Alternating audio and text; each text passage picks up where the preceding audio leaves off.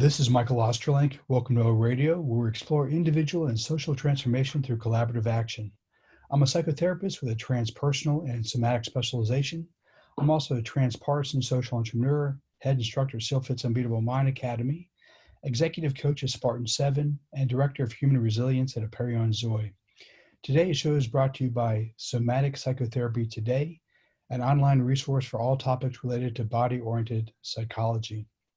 Today's guest is Jan Winhall. Jan is a psychotherapist in private practice and director of Focusing on Borden, a center for teaching focusing and focus-oriented therapy.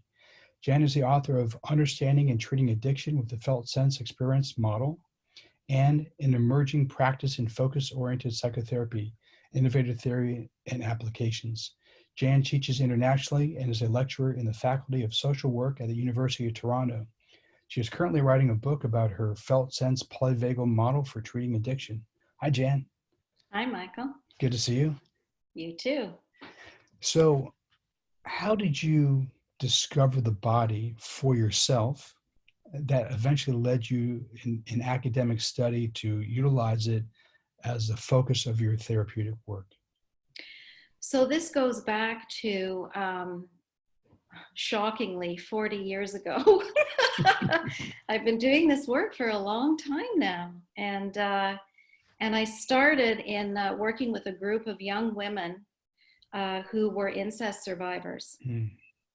And imagine, here I am, fresh out of school, graduate school. For some reason, I knew how to listen without bringing a lot of layers of theory or diagnoses or any of that, any content. I really just knew that I needed to be with these women and listen to what their stories were, what their experience was. And as I did that, I learned more and more about what was happening for them physically in their bodies. And I realized that as they were talking about all of these behaviors that they were engaged in that seemed really bizarre and really troublesome at the time, like ones that we're more familiar with, like drinking a lot or doing a lot of drugs, but also lots of compulsive sexual acting out, lots of cutting their bodies, chewing on bars of soap, just things that some of them really puzzled me. And of course they were deeply disturbing.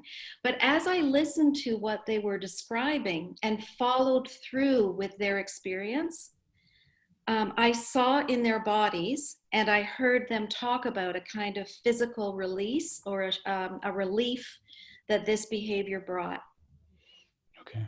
And I could see it when they would kind of go into it and in the group session and talk about it. I could see what in focusing we call the felt shift in their bodies. And it's a physiological shift. So eventually years later, when I discovered polyvagal theory, I realized, this is a shift in the autonomic nervous system. Mm-hmm. But I didn't know that at the time. I just knew that I needed to pay attention to the body because this was where all the trauma was living. Now, you talked about you being able to listen deeply without judgment, without all the academic theories on top of the diagnostic and statistical manual, and all that stuff. That's actually a rare skill, even among therapists. I know. Did you have, is that something you developed or cultivated growing up? I don't know. Young girl? I grew up with a pretty questioning and intelligent mother. Okay. Who was in the business to some extent herself. Okay. And I think that was part of it. I mean, she had her issues for sure, but there were gifts that she gave me, and maybe that was one of them in a way. And then I just felt it in my own body. So, and I was very critical already of the current psychiatric system because I could see the way in which it was really misogynistic. And my mother was a Still, staunch feminist, so definitely that was part of how I got to that. But it was also very disrespectful to men too, who were particularly falling under this diagnosis of borderline personality disorder, which we still see now as um, can be often very problematic and very judgmental, the way that people approach it, right? But back then it was really bad. like just shockingly bad. And so here I was in this kind of, in a psychiatric, I was working in a general hospital, but in the psychiatric ward. okay. And all these young women who'd been sexually assaulted by their fathers or stepfathers were now becoming psychiatric patients on medication with diagnoses. And in my mind, they were victims of violence, sexual violence. And also the attitude was just really, because people didn't understand the addictive, the behaviors, these behaviors that became addictive because they worked. Yeah. They brought relief into the body because the body didn't know any other way of bringing relief, because there was no safe place. Before we get into your training in the felt sense, then your studying of the polyvagal model, so you talked about perhaps where your active listening skills came from, your Mm. inquisitive, your query from your, not that you had to come from your mom, but she was a Some good of role it did. model. Some of it Yeah, sounds yeah. good, but even with that, active listening with the ears is a lot different than active listening with your whole body. Yes. So was it an intuitive thing when you're sitting there that you just felt that there was something going on the other side of their body that you could feel through yours? So it wasn't Yeah. just hearing, but it's Yeah, feeling it deeply? was feeling deeply, which I've always been drawn um, to deep experiencing. I've, I don't know. I mean, who knows what that's all about? Well, But it's, thank goodness I never lost that. it's And good. Yeah. yeah, and well, it's really the kernel of what my work is about and what I really want to get out there in terms of addiction. One more question. When you're working with these young ladies in the Mhm. psychiatric ward, did you find yourself when you like went home for the night or you finished your shift? Mhm. How did you deal with your own, if this was in fact a problem or a challenge for you, the energy that you kind of perhaps took in Yeah. from your work with these ladies? Mhm. How did you Yeah, discharge that or deal with that? that part of it I didn't know so much how to deal. And back Mm, then we didn't even talk about it. There was yeah. no talk about compassion fatigue or, secondary trauma. We were Yeah. on our own. And I definitely got traumatized, vicariously traumatized, no question about that. It was really tough. I did we started a feminist therapist group in Toronto, and that helped a lot, even though in the beginning we didn't really talk about that part of it a lot. But as we stayed with the work more and got to trust each other more, and also just became more and more traumatized, Mhm. it spilled out, and that was definitely helpful. The feminist community in the 80s was wonderful for that. I mean, we had Judith Herman, we had amazing people. um, Judith Herman, trauma and recovery, just a brilliant woman. Yeah. um, and Chris Courtois, lots of people that were doing the work and really were very, very strong mentors for us then. That's excellent. Good. Good Yeah, for you because yeah. that's a very difficult energy to sit with if you don't have Oh, support. yeah. Yeah. So, all right. So you sounds like you kind of you've cultivated the ability to be with people through deep listening and through the body in kind of an intuitive way of being with people. But then it was kind of that way of being was channeled through a training. How Yes. did you discover felt sense and that whole system? Well, that was wonderful, because back then in the 80s, again, it was just, there was so much happening, and we had these amazing conferences. And I started working with several people who would be now diagnosed as having dissociative identity disorder. Mm, Don't like the word. I call it an adaptation. yep. Um, and it was really over the top. It's like, whoa, what am I doing here? but very, of course, very intrigued. And so when I went to one of these conferences, they said, "Oh, there's this wonderful focusing-oriented therapist, Mary Armstrong, and she's doing trainings in working with people with multiplicity." So I signed up, and another woman too, Margot Rivera, was doing the work. So we had a community. We had a strong community of women who were supporting women. And at that time too, of course, people very seldom talked about boys or men being sexually abused. That was 40 years ago, forget it. Right. Now we are much more sophisticated. And so I signed up with Mary, and I learned all about how to even deepen this process of listening into the body, into what we call the felt sense. And that was like giving me like a motor to just, really keep going into this and develop it more and more. This is the work of Jean Gendlin. So how did that work affect you personally? Not as a therapist, because obviously it's affected you as a therapist in a really positive way to work with your clients. Yeah. But how did it help you in any way, maybe transform the way you were with yourself? With myself? Well, I entered psychotherapy with Mary. Okay. And so that's really how I learned the process, was to do my own work. And I talk about that in the book, how the first day I ever went to see her, and I was so overwhelmed with vicarious trauma. And I just started crying. And she said, "Oh, your tears are welcomed here." And the way that she said it, it was like right from the beginning, she paid attention to the process, not the content. And she just made this big space to welcome whatever came into it. She was remarkable at making this kind of space that was so undefined and yet so comforting and safe at the same time. There's a paradox.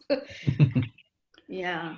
And That's so awesome. I worked through my own journey there of understanding myself and what was getting triggered, and how to work with triggers inside myself in a focusing way. And then I just got so keen about it. I did the training with her. For our viewing and listening audience who might not know about Gendler's work and focusing, can you just do like a minute primer on it? Sure, yeah.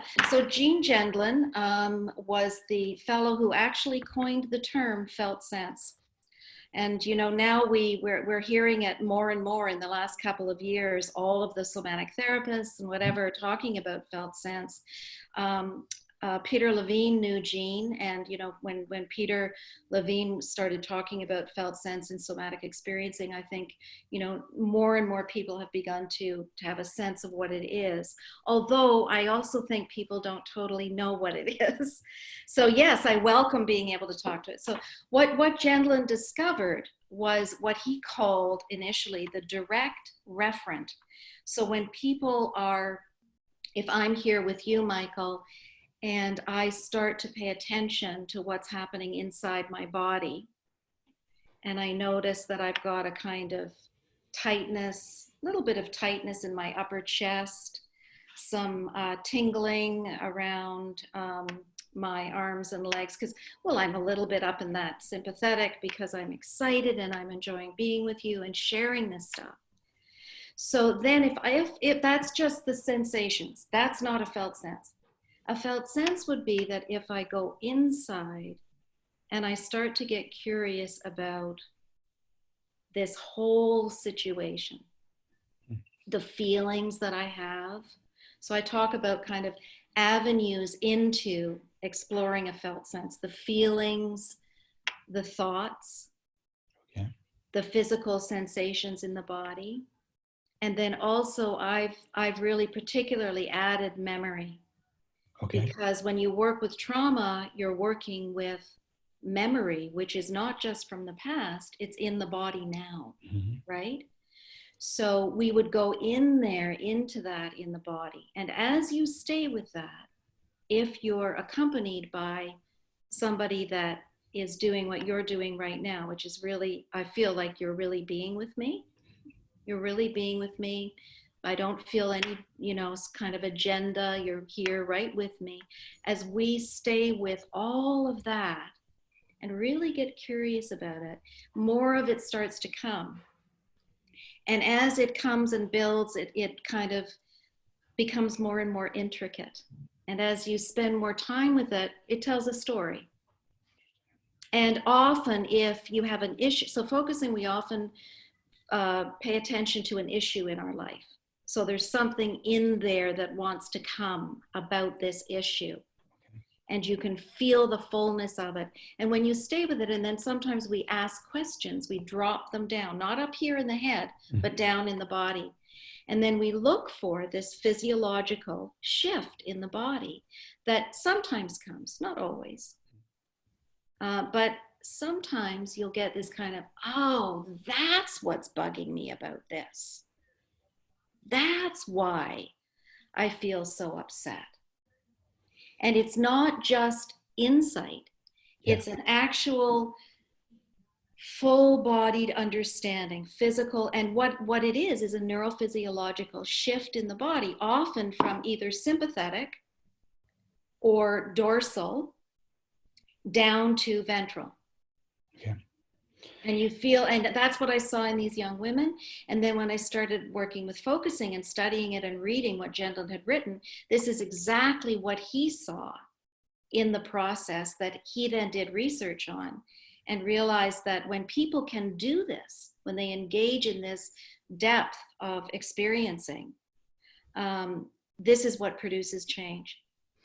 So I'm going to ask you in a moment to talk about the autonomic nervous system, a little bit greater detail in the polyvagal model. But before I do, so I just want to make sure I'm clear on what I'm hearing you say. Yeah. A lot of psychotherapeutic models start with the why. Once you know your story, you have an insight, and allegedly that changes things. Most of the times it doesn't, but that's kind of the theory.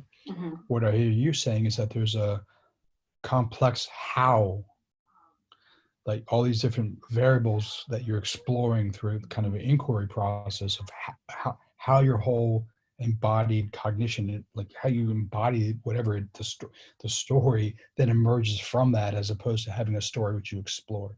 Right. So, is that something along those lines? Yes. It's like you can talk about it you can talk about it in terms of top down. So in the top down model, a traditional kind of scientific model that most psychotherapies are based on, right? It's about content and dividing things up into little, boxes or units or diagnostic categories, and getting the content and having the client have insight, or different theories will have different explanations. Yeah. But none of them actually really talk about what makes the change. Yeah. And this is what I've just been reading, Gendlin, because I'm writing about him.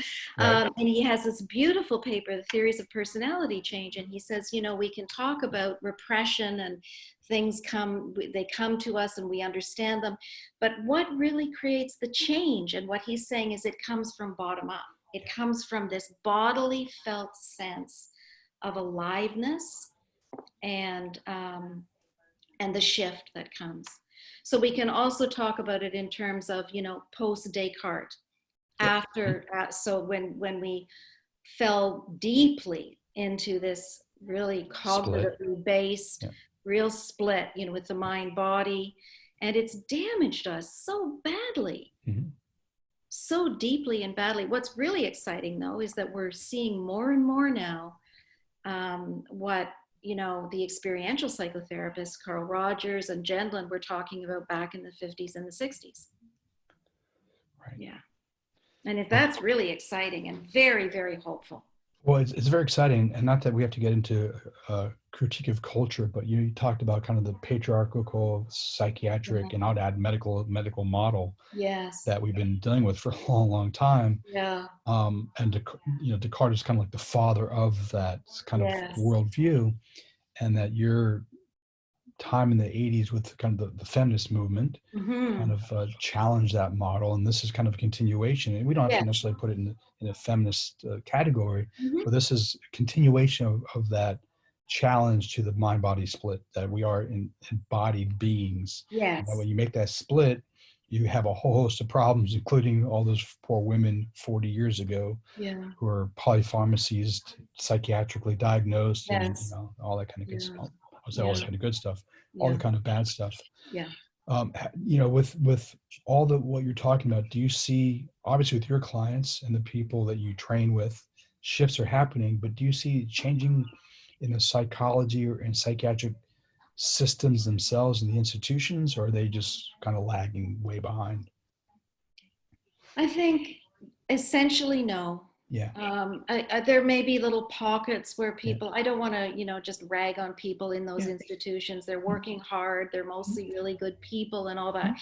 But I'm always, I mean, for example, now the government's just given all this money for therapy for mental health for people because of COVID. COVID. And Yeah. all the money's going to CBT.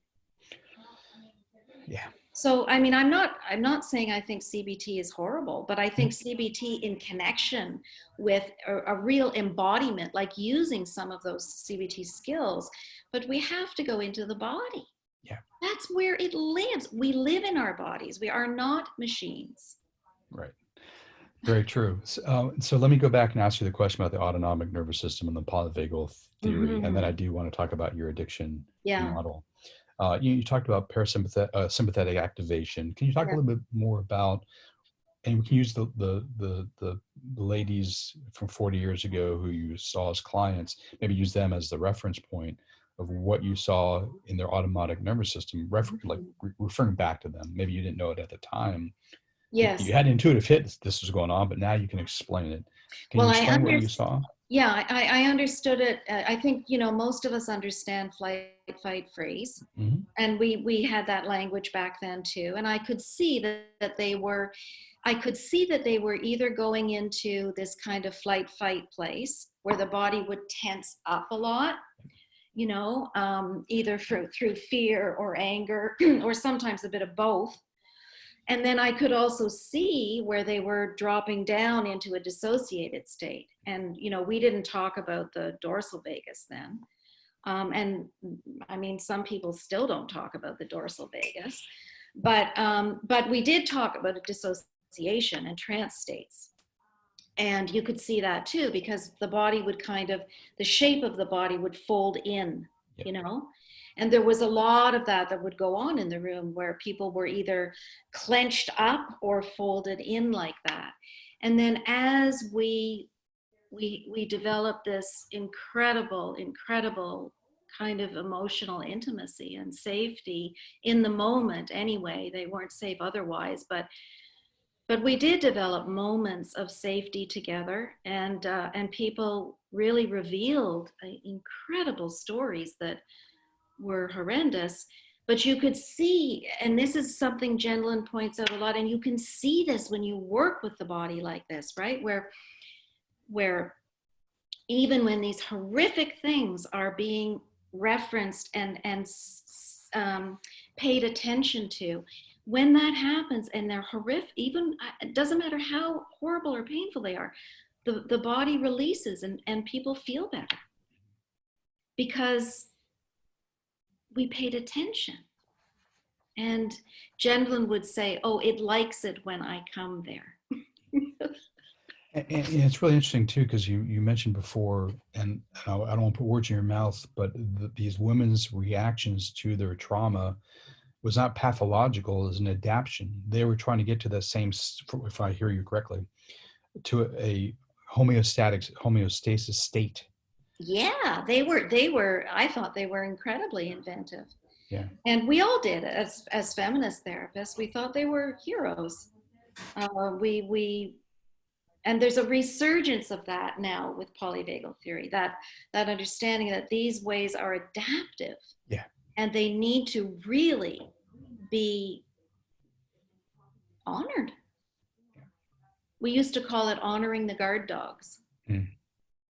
So it's not new. It's just that, what polyvagal theory has given us is another way of understanding this, how adaptive these ways are of surviving. And of course, it's given us lots of more wonderful things too. But that main message isn't new. Before we get into your 6 F's, yeah, which I think is amazing. One last question. When you talked about some of the women were, in a hyper reactive, sympathetic Yeah. state. Others were collapsed and kind of Yeah. disassociative. Did you ever find some were a mixture of the two? Yes. And that's something that I think we're all kind of being really curious about Yeah. now, right? And that people we didn't, I don't know that we really talked about that 40 years ago in that group. We or we had a way of talking about it, but now people are really, I think because I spell it out so clearly on my model, Yeah. that they'll say to me, but can't you be in both of those places at the same time? And that's where the beauty of taking something, that Steve has created, and then as therapists, because he's not a therapist, we're working with it. We're seeing, how do you really bring this model to life? And it will change over time, I'm sure, in some ways. And it already has, because now we have these intertwining states or blended states. And so, yeah, and Peter Levine also talked about that, the ways in which you can be in sympathetic and parasympathetic at the same time. So you've kind of got your foot on the brake and the gas. Yeah. Yeah. Exactly. Wow. Okay. Yeah. Yeah. So let's jump into your model, Mm-hmm. your 6F model. That's the client version. Okay. So I made two versions. One is a clinician version, which is a lot what people would look at it, and while it's kind of pretty, they'd get a bit scared. Okay. So I made a simple one. Yeah. Well, we can do the clinician version, since most people who be watching this would be in the clinician space. Yeah. Okay. Yeah. So, and we'll also include a link so people can actually see what you're talking about. Yes. Yeah, that would be Okay. great. But, so addicted, rigidity, chaos, play, integrated stillness. Right. Break those down. Okay. Well, they correspond with the client version of the 6 Fs. Mm-hmm. So if I break it down with the clinician version, the integrated state is the ventral vagus.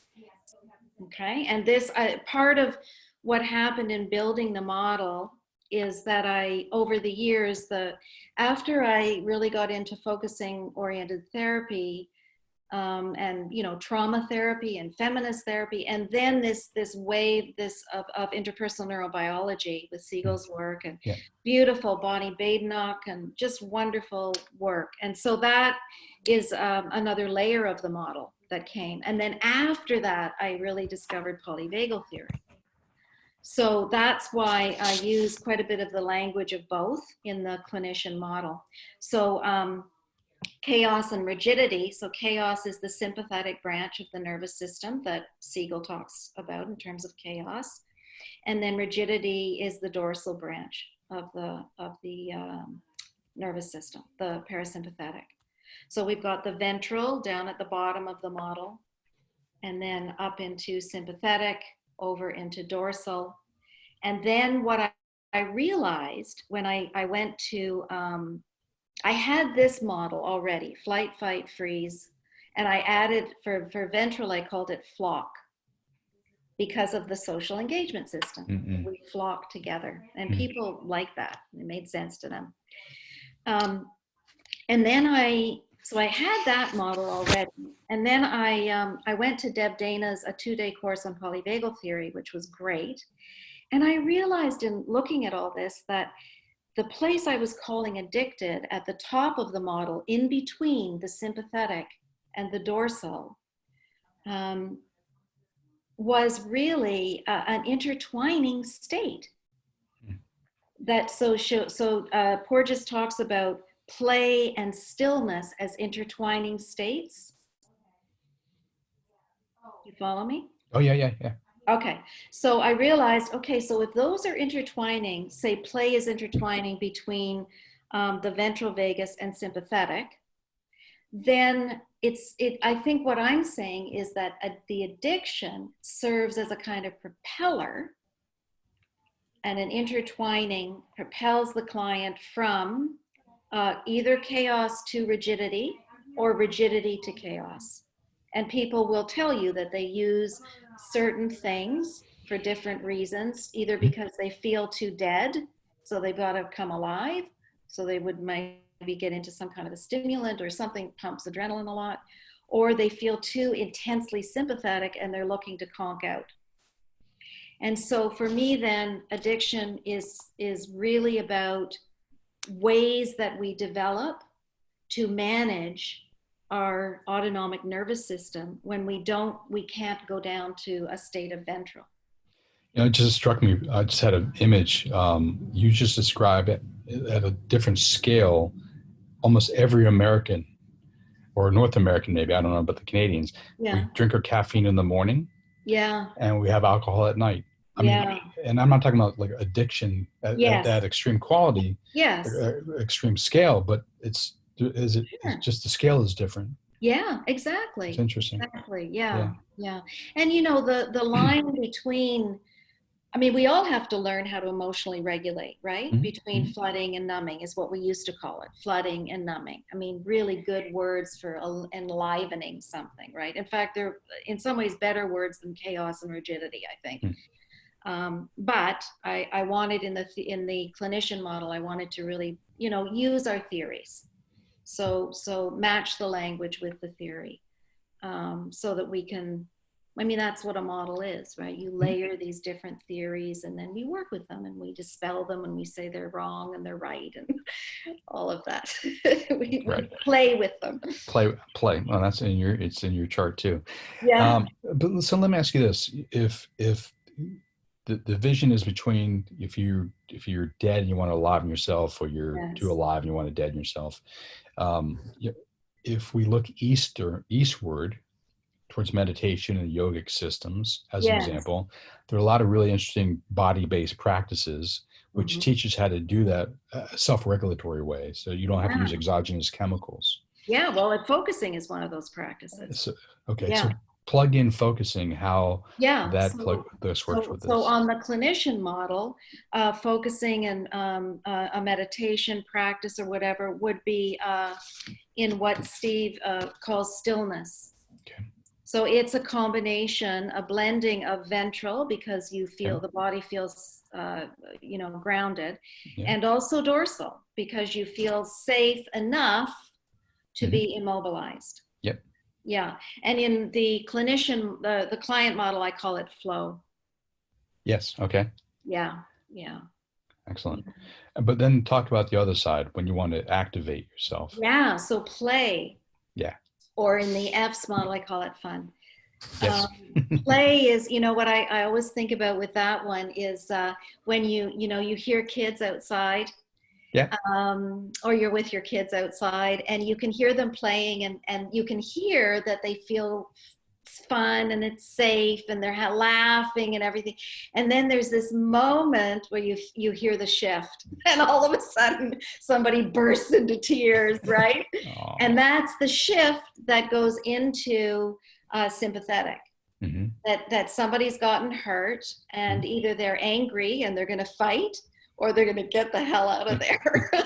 Right. And it's so interesting how our nervous systems as parents are we're so cued to that. Like you can hear a good parent will say, careful, like when they know, you can just feel that somebody's going to get hurt. Right. Yeah. That's awesome. But they don't stop anyway. They're kids. They're not supposed to. Yeah, that's true. So walk us through, if you had a client come in and they have an addiction, narcotics or alcohol, whatever one you want to use. Or let's talk a lot about behavioral addictions. Pick one. I mean, those are huge, right? Okay. Do a lot of work with sex addiction. Okay. But it can be anything that helps you in the short term. It hurts you in the long term, and you cannot stop doing it. So walk us through. You pick a client. Pick whatever kind of addiction that they have, and then walk us through how you use the model with them. So this would be an interesting one, say with sex addiction. Okay. Where there's a whole kind of piece in the addictive behavior that's very trauma laden. So somebody who is acting out sexually and feels an incredible sense of up into sympathetic, an incredible sense of fear that they're going to get caught, and shame. And so we work with first of all, just getting a sense of what's going on inside in the body around that. So working at first, of course, with trying to make a connection with the person and help to establish some sense of I'm here with you. Good. Okay. And I do understand some of what's happening for you. And I don't judge what is happening with you. Okay. And we together are going to be really curious about what's frightening you so much. Okay, good, good. And we do just lots of grounding if I can in the beginning, because it's, sometimes you're just right in it, before, and then you got to back up. And with focusing, we have lots of ways of working with similar, I think we all do these things in different ways of getting the right closeness and distance from the intensity. So teaching at first, to come back from the intensity of it, feet on the floor, making contact, using co-regulation, that we would say, for example, in polyvagal theory, right? So safety, say as much as we can, because the world is an unsafe place. And then a lot of connecting in a little bit, because with addiction, of course, what you're trying to do is get away from your body. Yeah. So it's fine for me, to start talking about how wonderful it is to feel things. I don't do that in the beginning, that's for sure, because no, it's not wonderful. It's horrible to feel things. But slowly, and we're talking years, slowly begin to realize and work your way around the model so that people start to see that what first comes before this acting out behavior, what first comes, and noticing what that is in the body slowly over time. Let me ask you about that, because at one point, and it probably still does occur, but kind of within the post-Reichian or, body-oriented therapy world, there is a group of people who really like to supercharge their clients and get them really active, Yeah. Well, probably a lot less now than there was 10, 15, 20, 30 years ago. Yeah. But from what I hear you saying is that lessons are learned that the client cannot handle that. Well, no. And in fact, that's why you go so slowly. Yes, very, very slow. And Jan Winhall talks about that a lot in terms of dead ends. So 2 dead ends in the process of therapy. One is flooding. It's a dead end. Yeah. And the other is numbing. It's a dead end. Okay. So we're always working with emotional regulation. Okay. And I found that just making a space where a person who's acting out in a way that they feel so shamed, making a space where, you just ask the question so they feel they can tell you because you're ready to hear them. Right. And that in and of itself is huge. Yeah. It's huge. And then, we can start working with what they want to do in terms of harm reduction or whatever. And that has to also come from the body. Yep. When you're ready, how's that going to be? How do we pace it? But very titrated. Yeah. Excellent. Well, so when will we expect your book to come out? Well, so you can read more about this. Yeah. The manuscript's due November 1. Okay. So I'm heavily through, but still got a ways to go. Now, if people want to read your other 2 books or work with you as a therapist, how would they go about finding your work and finding you to work with you? Sure. I don't have 2 books. I have a chapter in one book. I apologize. How they go is to my website, which is focusingonboredom@gmail.com. I have a community, so I'm me, and I'm also my community of trainers. Oh, excellent. Okay, good. Yeah, we work in community. Well, I'm not surprised. Yeah. Well, I'll make sure to include all that information in the show notes, links to the book and links to your community as well. Super. Excellent. And I look forward to reading your book when it comes out. Thank you so much, Michael. It's been really enjoyable. Very nice to talk to you, Jan. Yeah. Okay. All right. Bye-bye. Be safe.